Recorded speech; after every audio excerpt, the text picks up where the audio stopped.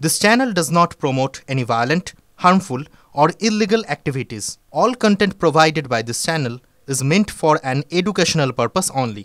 Reliance communication এবং অনিল আম্বানিকে জালিয়াত বলে ঘোষণা করল ব্যাংক অফ বরোদা। শুক্রবার ন্যাশনাল স্টক এক্সচেঞ্জ এবং বম্বে স্টক এক্সচেঞ্জকে দেওয়া চিঠিতে এই তথ্য জানিয়েছে বর্তমানে দেউলিয়া প্রক্রিয়ার মধ্যে থাকা রিলায়েন্স কমিউনিকেশন। ব্যাংকের তরফে জানানো হয়েছে, ফরেন্সিক অডিট রিপোর্টের ভিত্তিতেই এই সিদ্ধান্ত।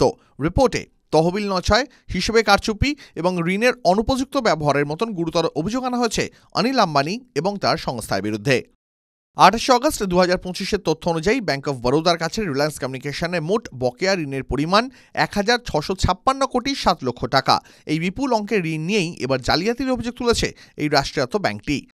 যদিও এই অভিযোগ অস্বীকার করেছেন অনিল আম্বানি। তার মুখপাত্র জানিয়েছেন, অনিল আম্বানি রিলায়েন্স কমিউনিকেশনের একজন নন এক্সিকিউটিভ ডিরেক্টর ছিলেন, ফলে সংস্থার দৈনন্দিন কাজে তার কোনো ভূমিকা ছিল না।